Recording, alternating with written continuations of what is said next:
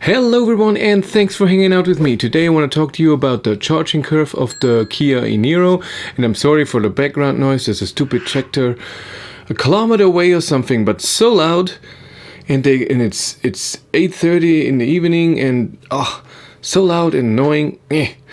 Sorry.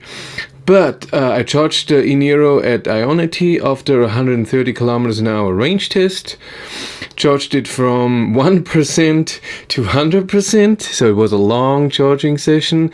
But let's look at the footage and then we look at all the curves. Yeah, and it goes up to 64, 65, 66 kilowatt even.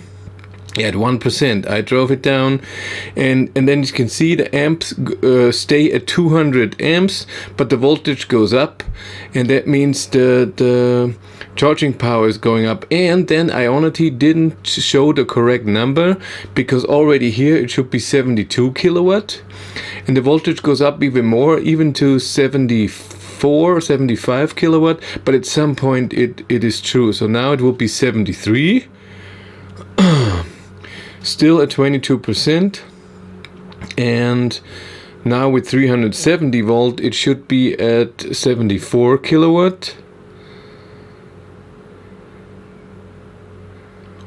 and at some point it is going up to the right number. I thought, was I wrong?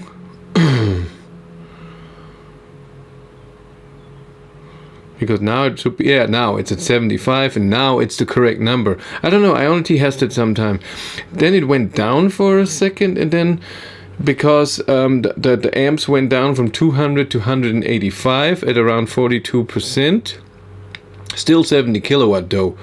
Totally fine to charge like that. You can charge to 50%, no problem. But very soon, where is it? There we go. At 55% it drops to 57 kilowatt.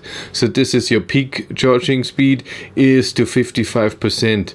Then you can either leave if you have enough range, and this car has a lot of range, or if you need more range you charge to the next drop. That should be at 73%. I mean, look at it, in 40 minutes we have 45 kilowatt hours. Voltage is pretty low. Other cars have the voltage on above 400 volt at 70%. So when you charge this car on a 50 kilowatt charger, you don't get 50 kilowatt, and we'll see that even now at 100 amps you get it dropped at 73% to 37 kilowatt, and you can calculate that. I mean, the highest thing is let's say 400 volt and 125 amps.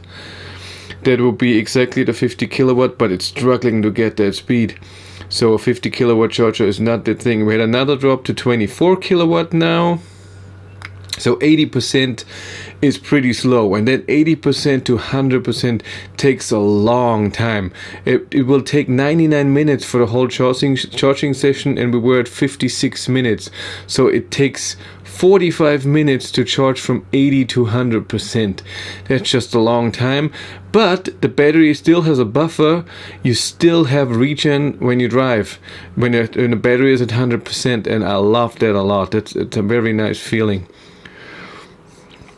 And as you can see, the limit is always amps, so the battery management system tells the charger this is how many amps I can take, and if the voltage goes up there's higher charging power, but still not more amps. When is the drop? Yeah, there the camera was gone for a few minutes, so 94%. I didn't film. It stopped filming. Sorry, but now we're at 15 kilowatt. And like I said, 84 minutes. And it will take a bit still. It's not done. Or was it 89 minutes? And then it was 35? No, I think it was 99 minutes that I charged. We'll see.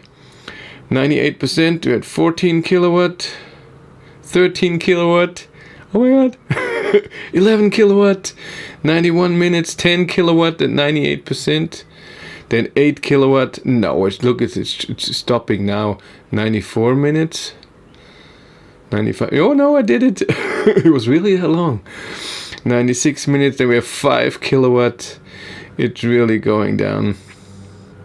And that's why it took so long. But who will charged to 100%, but it charged 69 kilowatt hours into the battery. Of course, there's charging loss in there. But let's look at the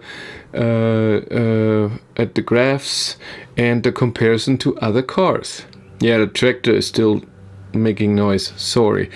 Here we have the charging curve. This is now time in minutes to state of charge in percent, and it's a pretty good normal. It is a bit steeper, I think, than other cars, but it's just nice. And here we see the charging power in state of charge in percent and slowly going up. And then with the voltage, because the amps are the thing that's restricting your charging power. And then we have the first fall here at 41%, just a bit, but the big one is here at 55. Next one at 71, 73, and here at 77, and then from 92 it's just lost. Don't charge more than the 73%. So 72 should be a thing. Then you still have 59 kilowatt. That is okay. But let's see comparison to other cars. First, just the time in minutes and kilowatt hours charged, and as you can see, here is the eNiro, and it's very close to my ID3.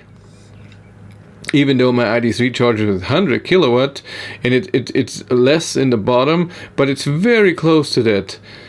I mean, look at that. That's really good. It's really good. Of course, mine stops before because this has a bigger battery. And then when we go to the kilowatt in state of charge, so the charging curve, you can see eNiro should be around, where is it? Huh? ID3 is here and eNiro is down there. And as you can see, except for this tiny little band here from 65 to 71%, ID3 is always above the charging speed of the eNiro, but the most important part is range added in time. And so I took the average consumption at 90 kilometers an hour from my Rockobi test. eNiro had 143, as I remember right. And then you can see that where is my, what is this? This is my ID3, and what's the yellow one? Yellow one is what is the yellow one? Why can't it? It's the EQA, they're very close. And the eNiro is then lower than that with range added, because the consumption was even higher than in my ID3. Yes, it was colder, and maybe at the same temperature, they're very even then.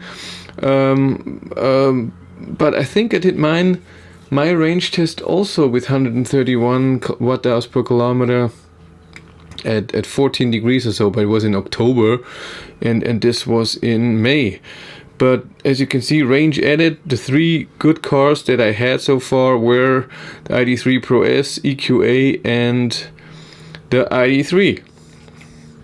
But that's it for me. Thank you much for watching. Have a great day and take care. Bye.